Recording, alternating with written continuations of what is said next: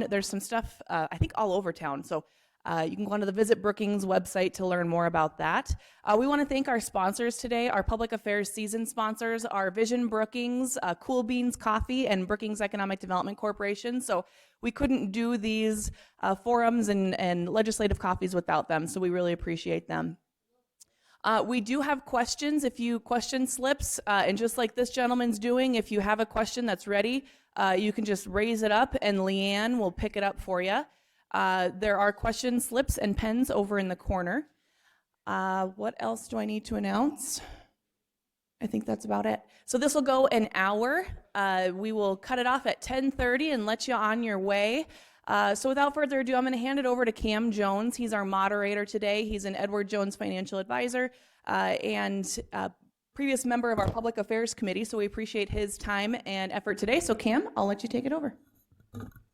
Well, good morning, everybody. As Kelsey mentioned, my name is Cam Jones. I will do my best to be your moderator today. I have Larry Tidemann up here, so my life should be pretty easy with him helping me. So we'll dive right into it, give as much time for our representatives to answer some of these questions here. So we will open it up. We'll go one by one, just 2 minutes, kind of an introduction of yourself, and maybe talk about what you've been working on out in Pierre.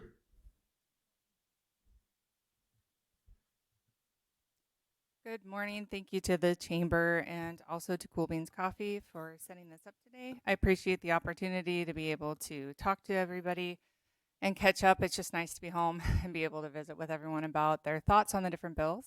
Melissa Heerman, I'm in the House of Representatives. This is the second year of my first term. I sit on the House Education and House Health and Human Services committees. They've been very busy committees. They were last year. They are consistently this year again. Looking forward to the questions you have. Good morning, everyone. I could just copy her speech just about. Second session, first term, House 7 representative. I'm on House Education. I'm also on House Taxation. I work with the Medical Marijuana Oversight Committee. We worked on that all summer, and I'm also on the Rules Review Committee, and we meet all summer long once a month, take different agencies, bills that have passed during the session, and they promulgate rules, and they have to come through us. Looking forward to the conversation today, and we'll leave lots of time for questions. Good morning, everyone. It's great to see so many folks here today. Tim Reed. I'm in my 8th year in the legislature, and this is my first 2 years in Senate. I serve on Health and Human Services, Education, and I chair local government. And if you kind of notice, we're a little quicker today about our intros. That's because somebody said that we went just a little bit too long last time. And so we, if you wonder why we're a little shorter, but that way we'll go ahead and, answer questions, and then we can always come back and talk about some of the things we're working on. All right, so the first place we will start, we had a question submitted about House Bill 1048, which is an accountability bill, talks a little bit about school funding and teacher pay. We're kind of going to just open that one up. I know that's something that you guys have been working on here. So, Roger, do you want to kind of take the lead on that one there? Yeah, I can start with that. And it goes back a ways. It goes all the way back to the Blue Ribbon Task Force that put a piece, and that's when the government, the South Dakota legislature passed a law that put quite a bit of money into the program. When that happened, they put accountability piece in place to make sure that the money was going to go where it was. Make sure the money was going to go where it was supposed to go, and that's to the teachers. Well, that piece has not been rewritten for several years, and after 5 years, there was like a where we should have rewritten the bill, but they just kept extending the bill out year after year after year after year. And it came down to it this year, the governor really wanted to redo that accountability piece. I'm trying to go through this as quickly as I can. So the Department of Education wrote a bill up, 1048, and the legislature just didn't like the bill at all. So the bill's been completely rewritten. It's been amended up through 1048F. And what it does, it sets a base salary of $48,000 for all school districts. And right now, the base salary runs from $41,500. That's the lowest to the highest base of 55,000. So you can see there's a vast discrepancy there. Okay, so now everybody's going to have to go to 45,000. Then there's two prongs of this. It's kind of complicated, so I'll just give you the the nuts and bolts, and then maybe the two other folks up here can fill in the other parts of it. The other prong is everybody always rates us according to average teacher salary. Well, the Speaker of the House didn't like that piece, so we've been working with him and others. And now instead of average teacher salary, we're dealing with average teacher compensation. And there's a difference. An average salary is just your salary, the average salary of your district. Now they include retirement, what the district throws in there for health insurance, etc. There's like four or five different things that are in place to average that out. And that runs from 55,000 at the low end to 80,000 on the top end.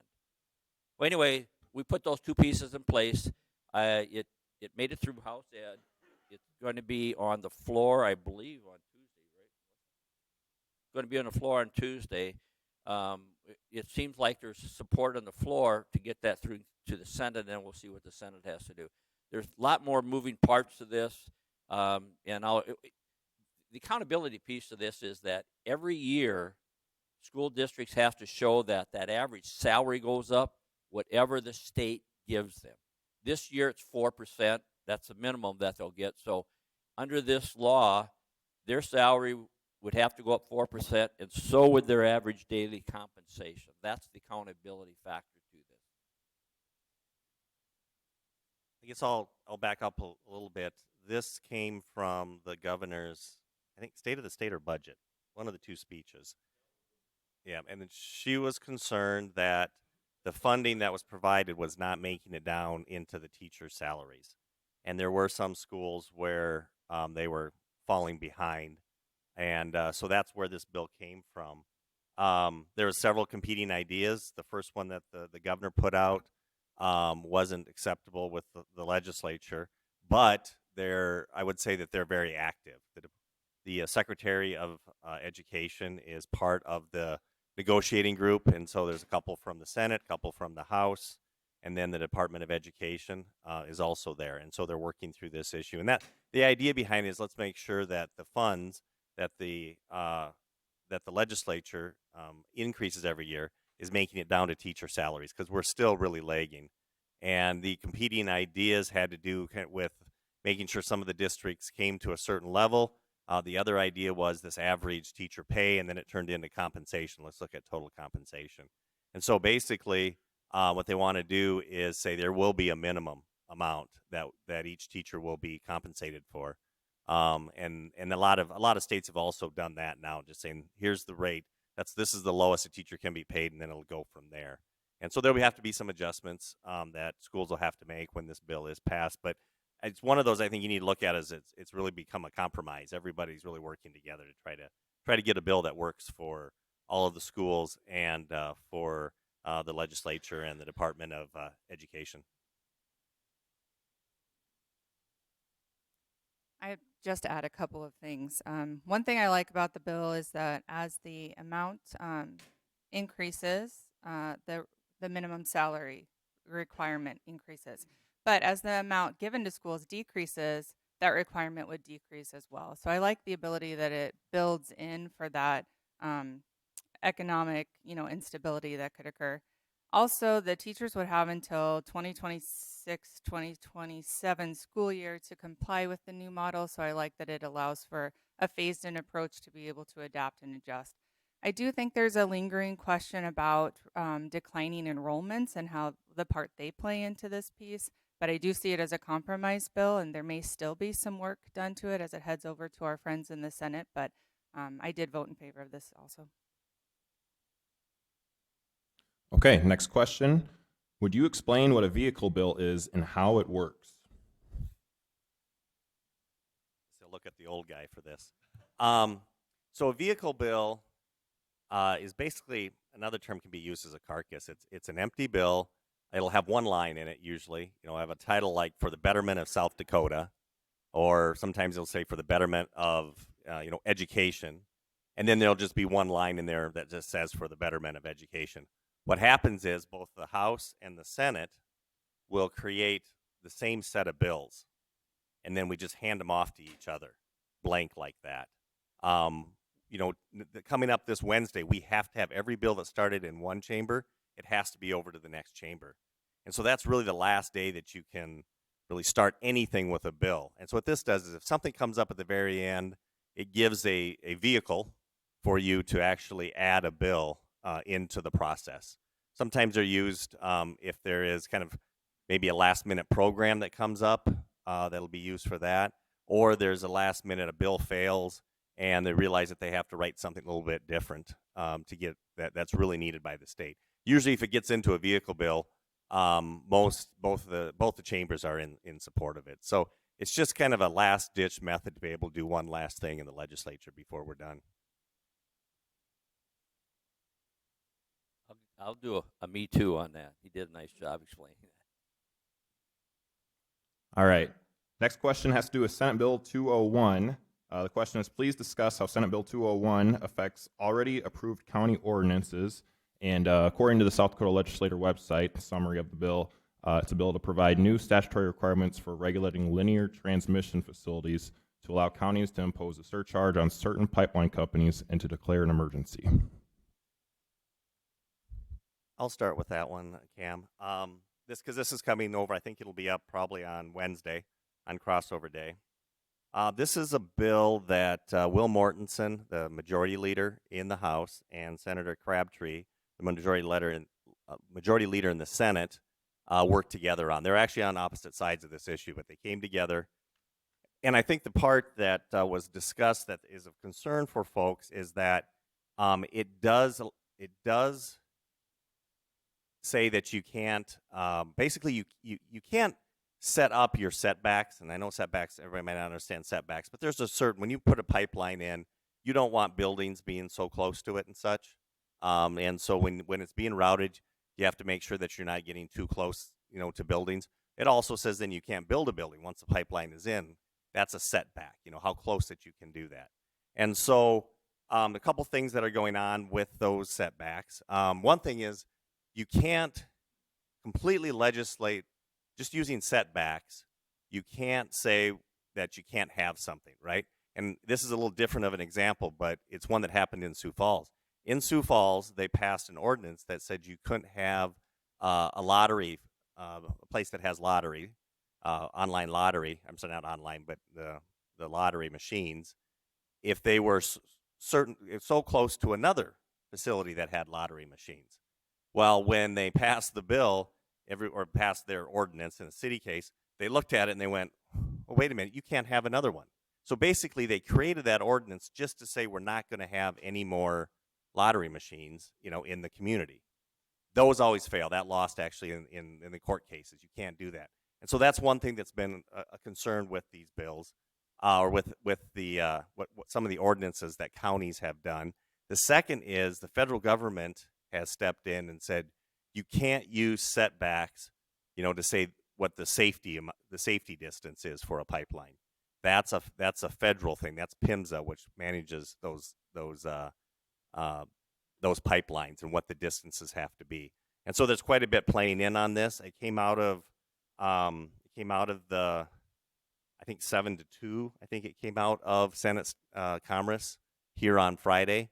And of course, it really has to do with the carbon pipelines. And of course, those that don't like the carbon pipelines are the ones that are pretty upset about them kind of overriding what the counties can do. But there's a concern again that I have. What I talked about is that you can't use setbacks to completely make it so a company can't do something, right? And it'd be the same in town here as if we said, well, you can't have apartments that are within 500 yards of each other. Well, then you couldn't have a group of apartment buildings. You can't completely legislate something out like that. It isn't fair. It causes issues with, kind of people not understanding. You go in, you cite your lines, and then the county comes in and says, oh, no, you can't have it there because you're going to need 100 yards on each side. And then that makes it physically impossible to actually route the pipeline. So that's what's happening to that bill. I think it's going to get a really good debate in the House. It has a lot of other things that are really good.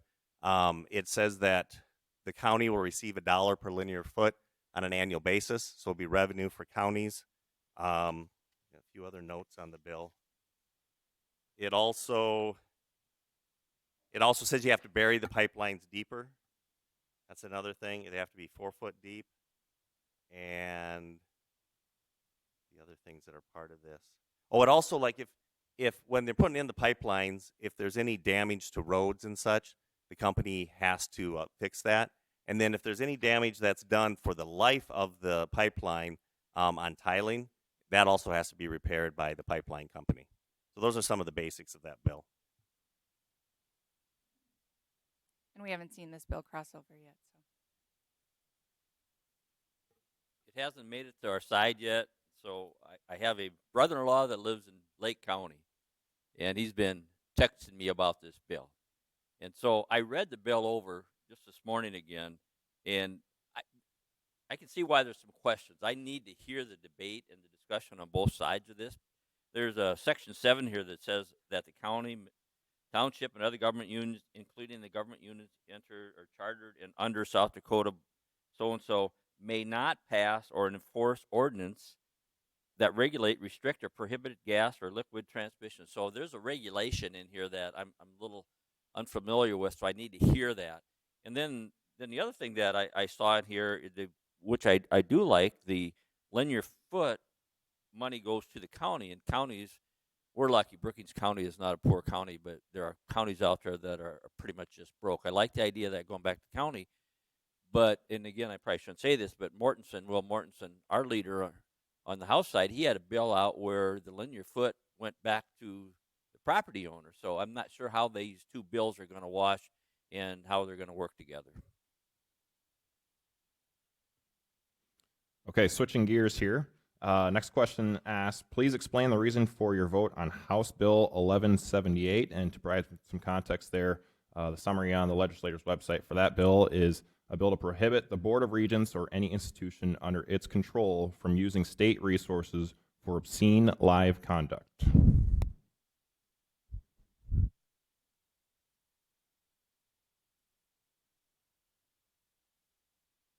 I can start with this one. So this bill is, I've had a lot of questions about this bill, good questions. It is a different bill than the bill that was brought forward last year. This bill is short, which I appreciate in a bill, and very specific to obscene live conduct.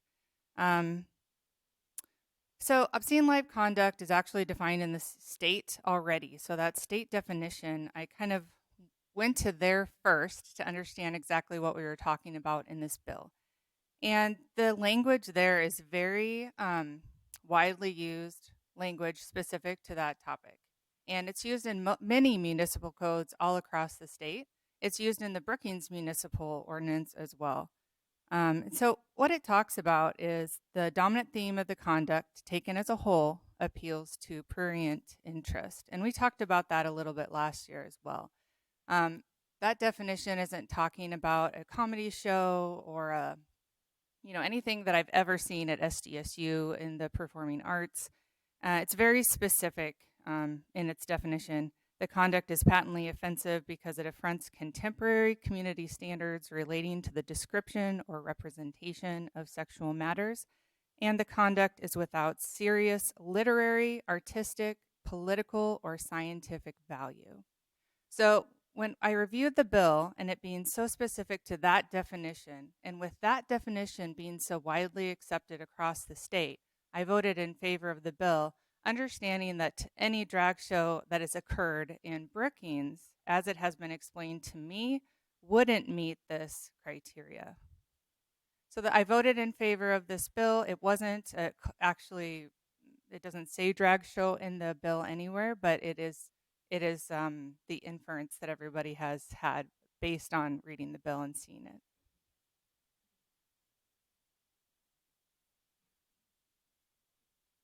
I missed a day and a half of session this week, and this bill was in caucus and on the floor, so I didn't hear the debate on both sides of it at all.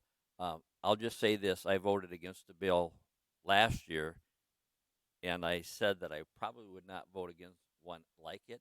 I would have probably voted against this bill. And I know that it came out of House with only 8 nay votes, and it overwhelmingly came out of the House. Representative Herman really represented this bill well. I think some of the important parts of it have to do with, it's not going to interfere with art. I mean, what we're talking about, to get down to it, you can't have a strip show, right? You can't have nudity on a state-owned facility. That's really what this is talking about. I think it was in Senate Ed, we did kill a bill that did talk about drag shows. And in there, what they had done is they put basically, no matter what, if it's a drag show, then they use this obscene language. And they said a strip show is obscene. Well, you can't go that far with a strip show. It doesn't include the nudity. It can have interest of art and such, free expression. And so that bill did get killed. But this one here, really has to do with nudity, kind of sexual acts and such. And it's something that's not happening on the campuses. I'm not sure how I'll vote on it, because that is one thing that bothers me, is that this isn't happening. We have ordinances in Brookings that would stop this from happening in a public place. And so I don't know how much this bill really does, just because of it's just not happening on campus right now. Okay, Senator Reed, we're going to come right back to you. Next question is asking if you could just explain Senate Bill 75 for us. Yeah, 75 is kind of an interesting bill. We dealt with it last year, and what has happened is and I don't know how many folks are aware of, there's some kind of newer newspapers. They're really free circulation newspapers, and a lot of their content is done online. One of them is Dakota Scout. I think another one's called the Aberdeen Insider. Very popular. It's really good local news reporting. A lot of newspapers in communities really don't have that local reporter anymore, and they've taken the place of that. And the legislature was kind of pleased with that. I think there was better coverage starting last year of the legislature because of these new upstarts. Well, last year they wanted to become, defined as a legal newspaper. The reason why is, many of you, if you open up the register, you see in the back all of the public notices. They wanted the ability to compete for public notices, and it is good income for them to do. And if folks are, reading their newspaper, it's a good place to have the public notices. Well, the problem was, last session, there weren't any kind of boundaries put around that type of a newspaper to know how many papers are you actually circulating. What's the rules on your online subscribers? There was a lot of different rules there. And it was kind of funny. They took 2 runs at it. They took just a regular bill run at it to get it changed. And that actually we killed in my local government committee. And then they tried to do kind of a roundabout way and, taking a bill that had already been defeated, pull it back and hoghouse it and try to do something. But the good news is what happened then over the summer is the Newspaper Association, which is actually located here in Brookings, and these newspapers got together. Matter of fact, the Newspaper Association changed their name to the News Media Association, just kind of signifying that times are changing on how we receive our news. And so they came back this year with a really good bill. I don't know if it didn't have any no votes on it. So it's just kind of really great that the newspaper industry got together with these new upstarts that are providing really good journalism, and they got together and said, well, how are we going to do this? And then we passed Senate Bill 75 without a no vote, and the governor has already signed it. So kind of a good story when you get, an industry, they're kind of infighting a little bit about how things should work, and they got together and they brought a bill, and this is the result, is that it did pass unanimously through the whole process. Okay, we'll jump back over to the House side here. Next question, can you provide an update on where House Bill 1184 about summer nutrition is, and if you believe it will pass or fail?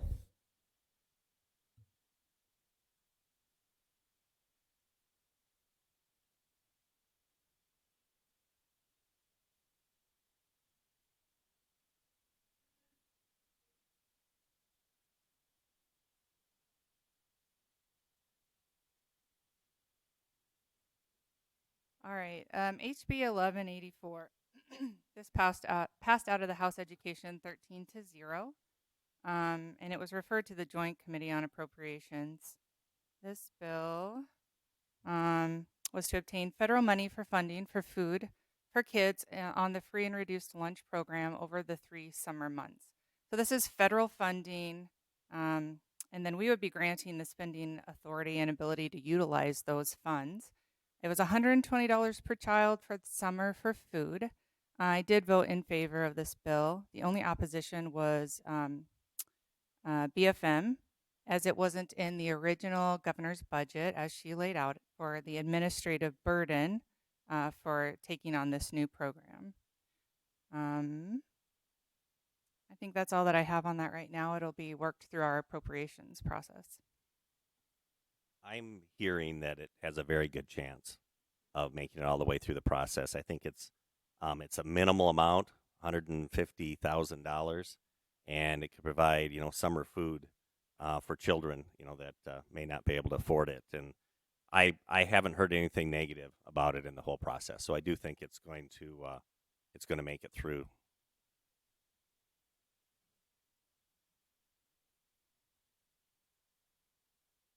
I'm having trouble with my computer.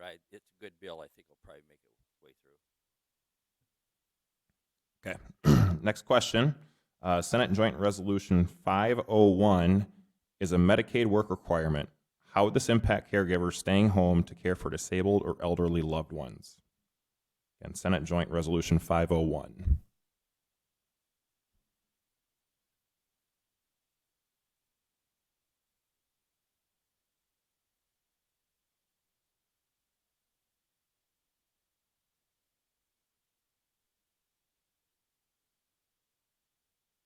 Well, that's a good question. I don't know if that's actually been discussed with it. Trying to think through the process. What this says, and so everybody's understanding it put to the voters whether or not you can have a work requirement on any person to receive Medicare. So if the caregiver was having to take care of a loved one, I don't think that's actually specifically talked about in the bill, or in the resolution that would put it to the vote of the people. I think if this did pass, you'd want to actually put into the rules that there could be a waiver for somebody that is taking care of a loved one, and so that's how that would have to be handled if this is passed by the people here in November.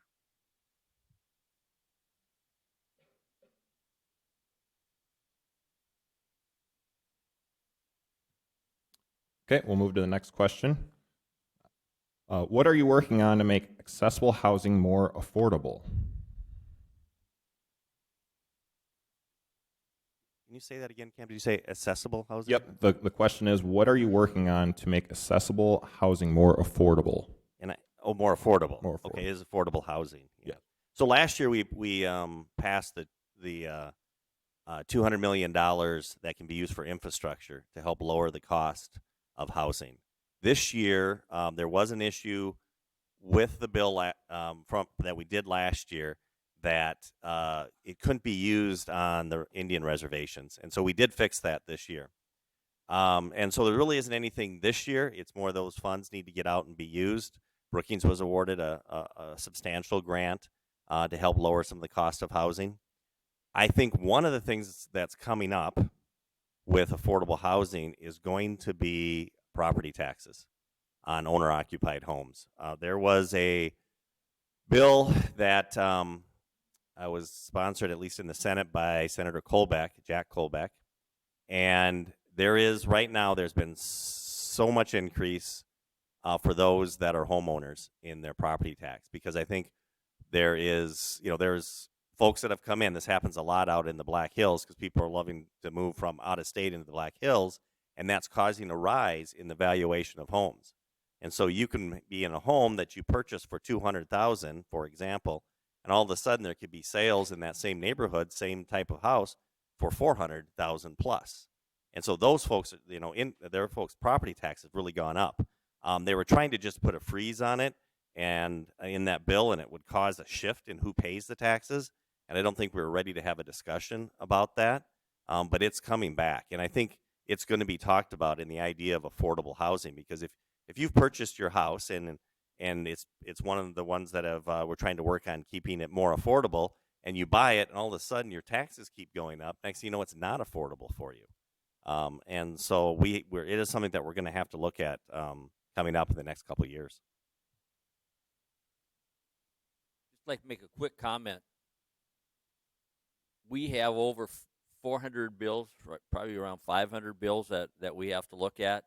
We do not have the time or energy to research every one of those bills deeply.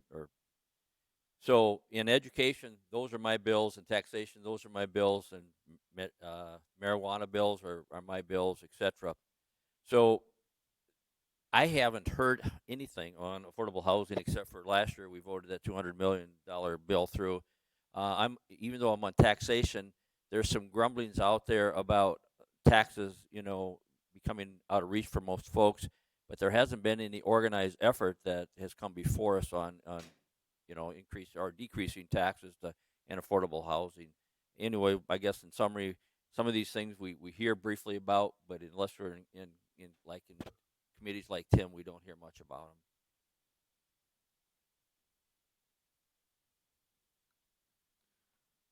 Okay, next question. Another House bill here, House Bill 1199. Question asks, it would have prohibited the use of people's investments as collateral, and it failed. How will people's investments be protected going forward?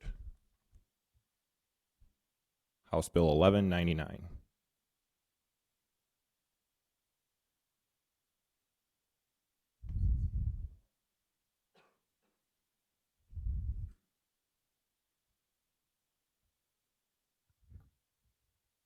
So, on this bill, we have a few different efforts for UCC legislation that went through this year.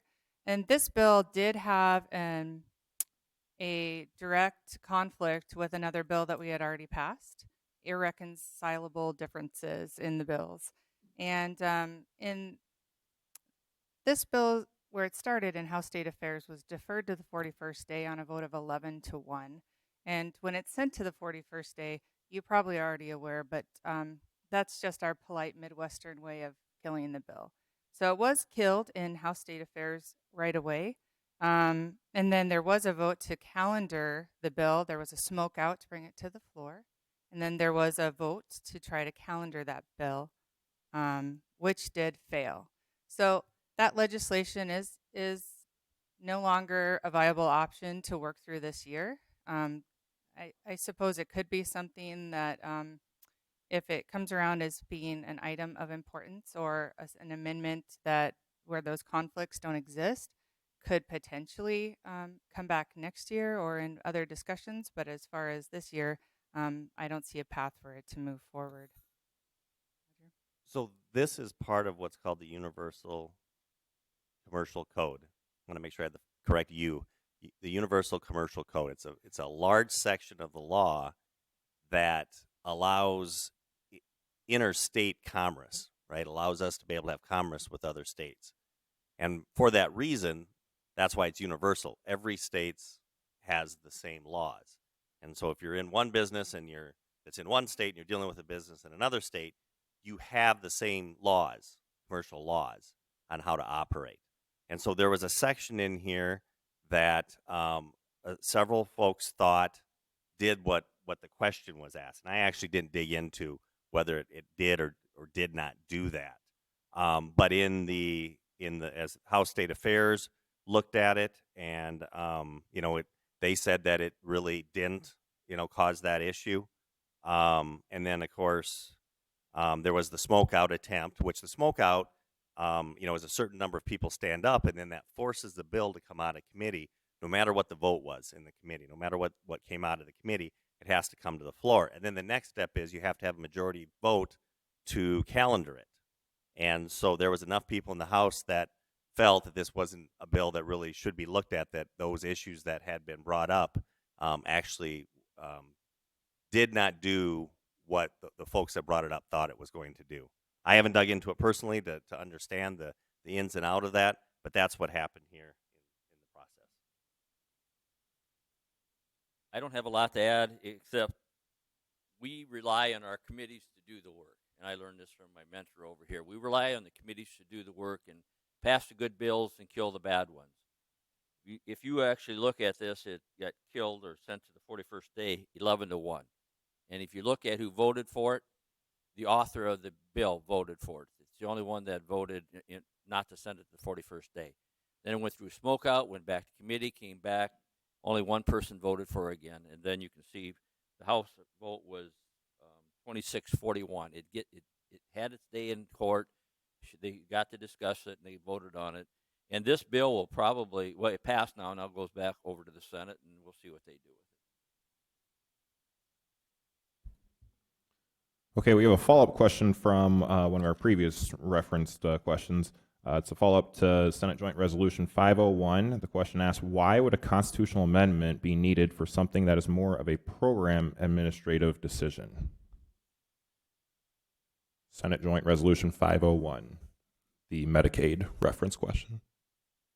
So when the original bill, or this is hard to talk about because it's actually a constitutional amendment. I keep calling them bills because in our mind we're dealing with bills right now. But when the Medicaid expansion was voted on by the people, it included that you could not have a work requirement. Okay? And so what this does is it says we're going to put it back to the people and see if they still agree with that. Is one I voted against last year because I thought we just got done getting through this. I think we should just pause and start to understand Medicaid expansion a little bit more. Came around this year, and enough people were saying this is something that I would like to go to the people. And so the idea of work requirement, could have been done as legislative activity. But in this case, the authors wanted to put it to the people to decide whether or not work requirements should be part of it. Now, once the work requirements are in it, that's then at that point you start working through the laws, and you just got to make sure, since it's in the Constitution, that they will, that they can support. And one thing that they did better this year on the bill or on the resolution is that they added that impose a work requirement on any person eligible under this section who has not been diagnosed or being physically or mentally disabled. They did add that this year, so that'll actually be directly in there. So if this does pass and there is a concern with what had been brought up, then it would actually probably have to be handled by the legislature to say you can get a waiver. Now, those waivers that we're talking about could also already be a part of the federal requirements that we have to follow. And I don't know enough about Medicaid to understand if that is, but that could already be in the federal standards, that if there is somebody that's a caretaker, that they will be able to receive Medicaid if they're taking care of a family member or somebody that can't take care of themselves. But I don't know that or not, if they have that or not. That's a federal thing. Okay, switching gears a little bit here. Maybe we'll just give each one of you a little bit of time to respond to this one. Can you just provide an outlook on child care in South Dakota, some opportunities, things you're working on, funding for child care? Do you guys want to kind of take each a shot at that one?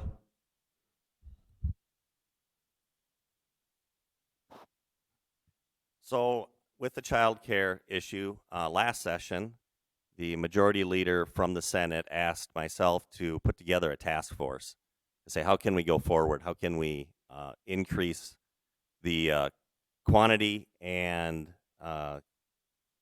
quality of child care? So I put together a small group, and we started working through some issues that we thought we could affect right away.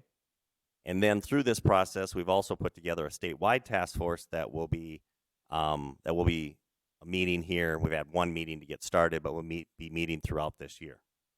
So in this session, we did take a look at a few things on the requirements of child care assistance.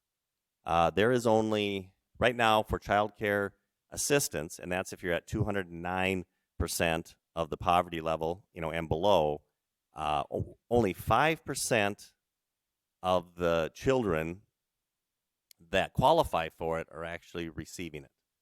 And so we really don't know why that is. It's the lowest around the states here. It can be as high as, I think, I don't have my data with me, but it's like 12% or so. It can go as high up, and here we are at 5 at the bottom.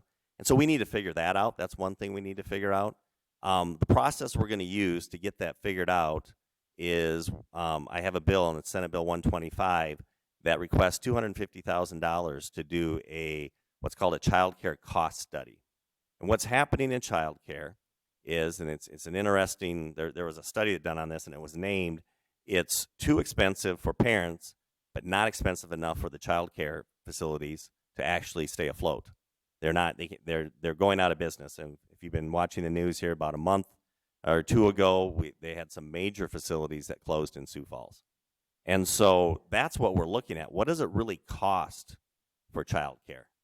Until we understand what the true cost of it is, how are we going to come up with any programs to help out with it? Because if we continue to fund them lower than we'll actually keep them afloat in business, how are we ever going to even expect for it to expand? Right? I mean, people want more child care, and yet places are closing. If you I want to expand my child care business, and you go to the bank and say, here's my profit and loss sheet, and by the way, it's all loss. Banks aren't going to give you any more money to expand your building or do any of those kind of things.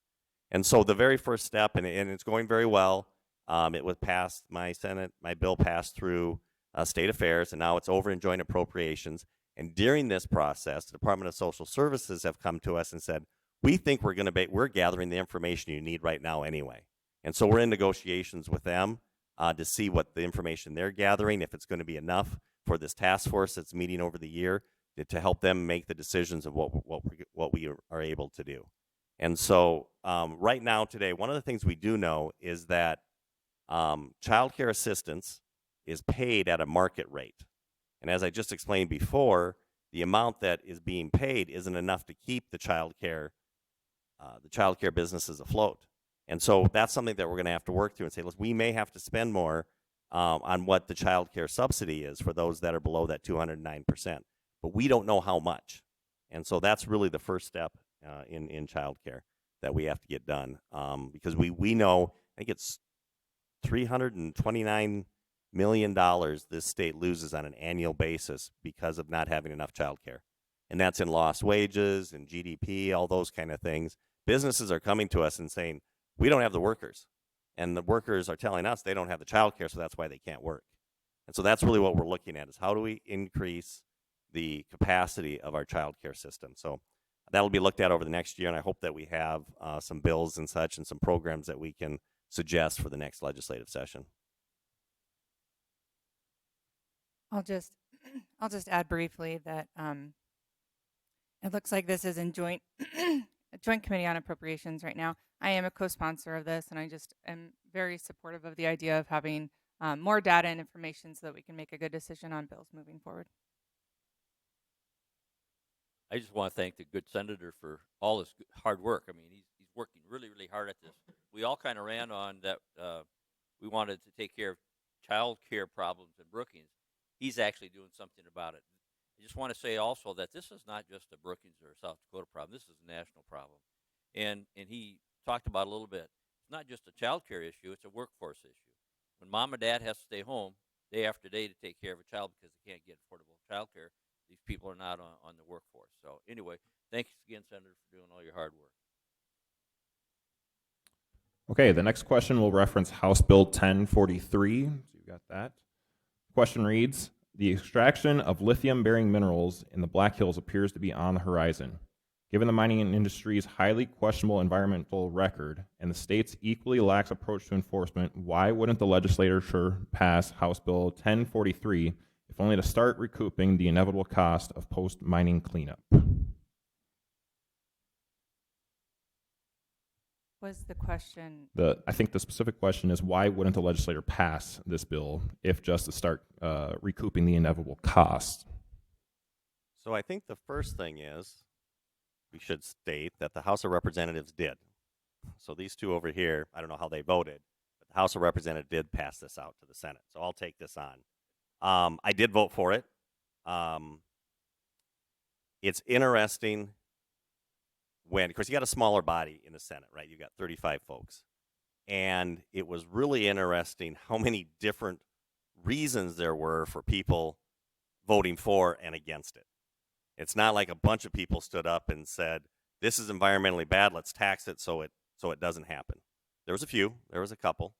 There was on the argument on the other side that there was a few people that said we shouldn't tax this because we're going to slow it down. And then there was arguments that there really is no good way of taxing it because you pull it out as an ore, and then you ship it outside the state to be processed. And again, none of this is happening in South Dakota yet, where gold is completely pulled out and then, processed in the state. And so you tax precious metals like gold and silver. You tax on the profits that were made in basically the gold itself being pulled out. Now, lithium hasn't before been considered a precious metal, right? Precious metals have always been like gold and silver, the kind of the metals that, that are you wear basically or use for investments. And so that was another one of the arguments out there is, well, this isn't a precious metal, so there's no way you should be able to tax it like a precious metal. So the arguments were really, really diverse. The point that was made in the question is it's coming, because right now we rely on China. That's where we're getting our lithium, and strategically, lithium has become a very important product. When your phones, all the batteries, everything that needs lithium, and so it's coming. This isn't a dead issue. It is this session, but there's going to be a lot more discussion about whether or not we should have lithium mines, and then if so, or lithium mining, and then if so, how are we going to tax it?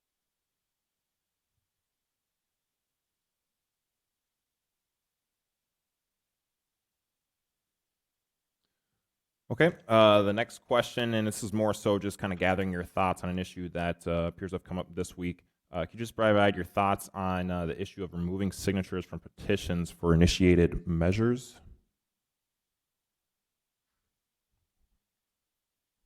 So there's a bill. I don't know where it is or what the number is, but there is a bill currently going around for this. And, when you're thinking of people walking around with petitions, right, it's such an important part of our democracy to be able to vote and sign to get something to be voted on by the people. And I think it's a beautiful process, and I love that we care and have that avenue to be able to get something on the ballot. However, there have been more and more opinions stated and sort of an outcry for, hey, I didn't mean to do this, or perhaps I didn't understand the information. Perhaps the information given to me wasn't entirely, as clear as I needed it to be, and I would like to remove my vote from this. We don't have a mechanism or a tool to do that now. I'm not opposed to having a mechanism or tool for that. If a constituent has, made a mistake and has identified that, I think there should be a way for them to be able to remove their signature if possible. So I would be in favor of this.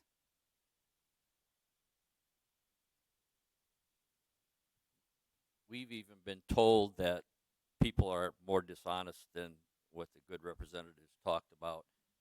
They might, and I'm not. This is what I've been told. I don't think this is true, but what we've been told is that they will be asked to sign a petition, and they sign it, and they've told the people that it was for one thing, but it's actually for another.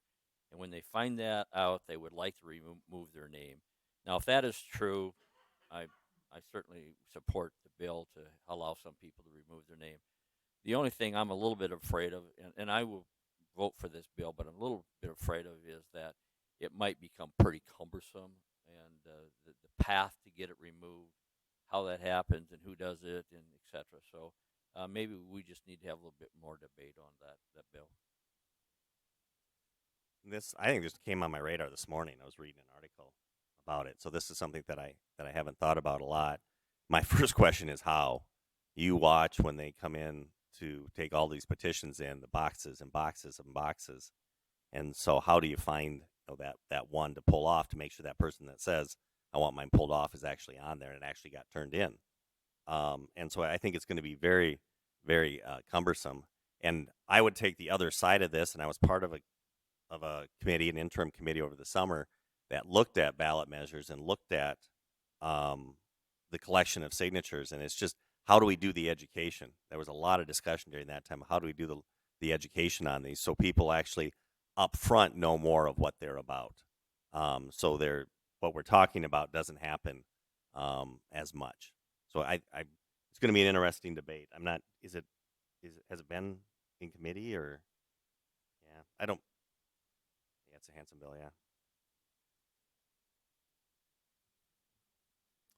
Okay, we'll have one more question, then we'll give you guys some time for some closing remarks. The final question reads, it appears the committee has adopted the revenue numbers for FY24 and 25.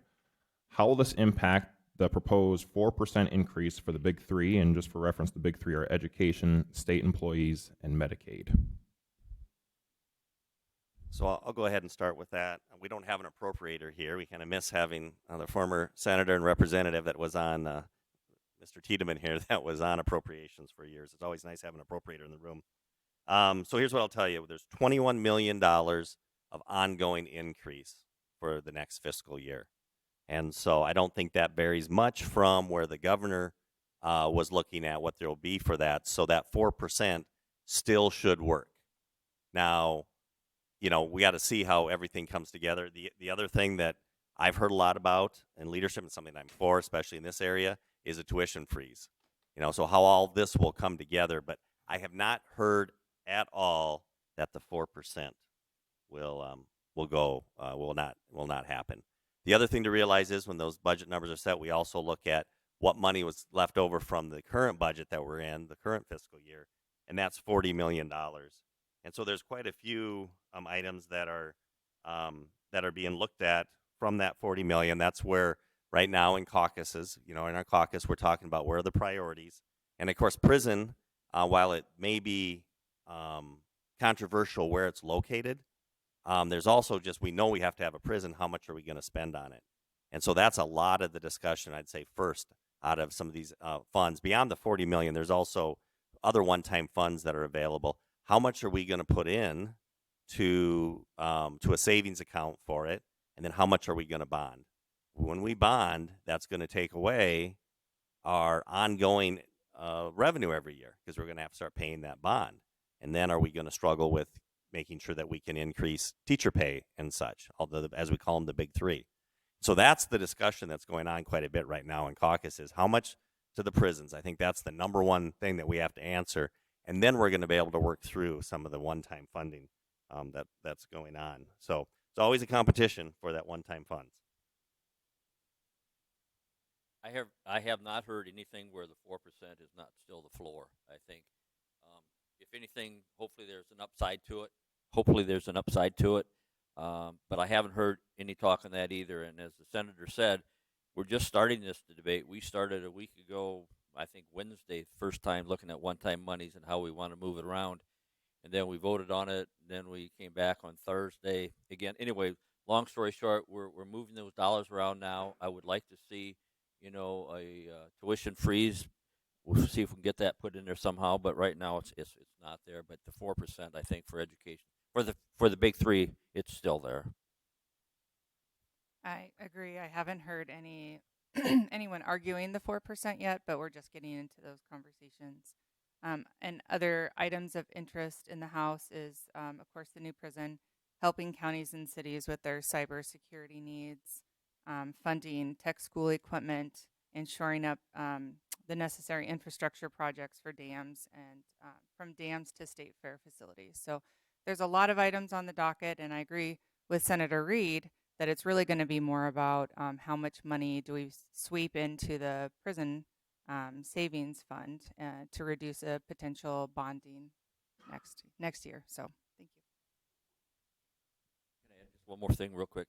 With the prison, it seems like we want to put most of that money up front, put it in a savings account and have the money available when we build the building instead of bond. Because when you bond, then you're obligated over 10, 15, 20 years to pay so much of that bond as we move forward. So I think it's kind of a commonality between the both houses that we'd like to put as much money in that piggy bank or in that savings account as we can to build the prison. Okay, as mentioned, we will wrap up with just closing remarks. Maybe take 2 minutes each. Representative Herman, you want to start? Yeah, I've had a lot of people ask how this first term has gone, how second session has gone. And I would share that last session, my very first experience in the House of Representatives was a lot of learning, understanding the process and the protocol and the people to ask and how you get a bill through. And this session has been very different. It's been faster. In a lot of ways, it's been more aggressive. I really enjoy the pace. I think it's worked well. I think we've been very efficient. What I will say is I learned a lot of lessons this year about appropriation money and additionally working with the departments. I think in the governor's effort to ensure we can sweep as much as possible into the prisoners fund, what that's resulted in is a lot of negotiation with departments for things that we want to have happen right away and having that done through the departmental budgets. I had 3 separate bills this year, which you might see I ended up tabling myself. And the reason for that is through negotiations with the department, we've come to an agreement that they will continue, go ahead and move forward to do the bill, but they will fund it out of their own department budget. So it's been a very different session for me from just running bills and getting them passed through to the governor's desk, and more of a switch to working within the departments and negotiating with them to ensure that we do get those activities done for District 7 and the people in South Dakota. It just has looked a lot different for me. I do appreciate everyone who has given me notice before you've headed up to Pier. I've had a number of cards and emails since our last legislative coffee here. And thank you for that notice. I've enjoyed being able to talk to you when you've come up. And please continue to reach out and alert us that you're from District 7. I'll just ditto what she says as far as being the second term. First year went by real fast.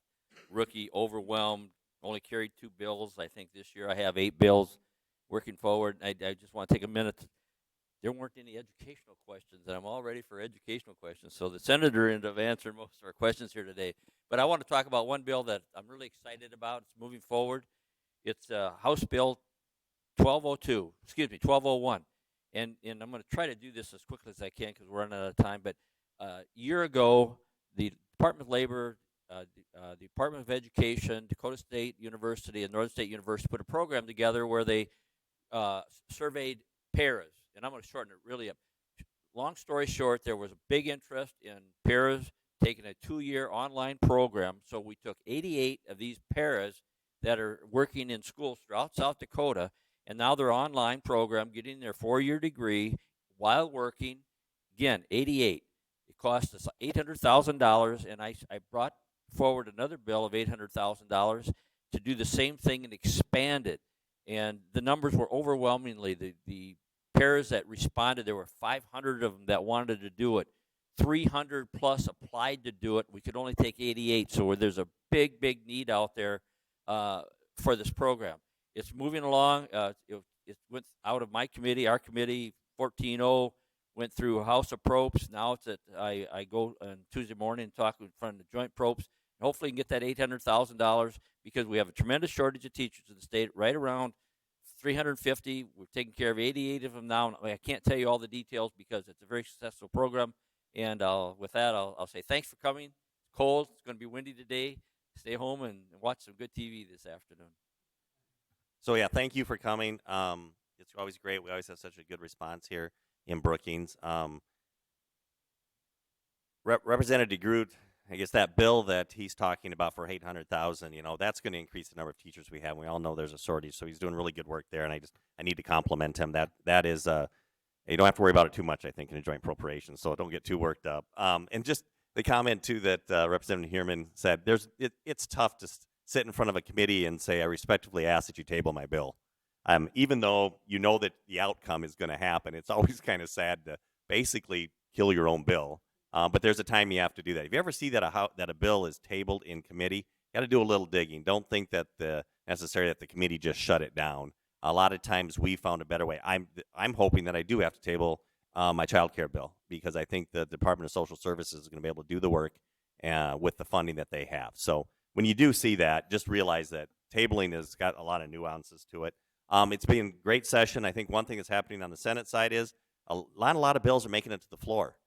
We went for a couple weeks without even voting down a bill on the floor, because the bills that were coming, the committees had done such good work, basically either killing them or sending them to the floor, that they were all passing. And so there's a lot of good work that's been done, and it's really gone smooth in the Senate this year. So again, as everybody said, make sure you say from District 7. Sorry, it's really tough to respond to everybody, but if you say you're from District 7, it helps us prioritize those comments and tell us why. We're getting a lot of emails right now that'll say vote no on HB vote yes on this one, vote no on this one. We need to know the whys behind it. That having an email like that really doesn't help. We need to know why we think you should vote one way or another. So with that, again, thank you for coming today. Awesome. Thank you, everybody. We appreciate you. Just a couple quick notes. I forgot to mention at the beginning that this was advertised as District 7 and 8. My lovely counterpart in Madison had their legislative coffee this morning, so District 8 is down there. That's why they're not here this morning. I also want to thank our Public Affairs Task Force, Larry Tidemann, Leanne Pierce, Andrew Rasmussen, and Kayla Gullickson. They're all in the room. They help us put these events on, and so we really appreciate them. Other than that, I think that's all I've got for you. Thank you all for being with us. Thank you, legislators, for the time that you take away from your careers and families to represent our community. We really appreciate you. So with that, head out. The city staff that are here like to go home and enjoy their weekend, so we ask that you don't sit around and visit for very long. You'll get kicked out pretty quickly. So thank you all. Have a great weekend.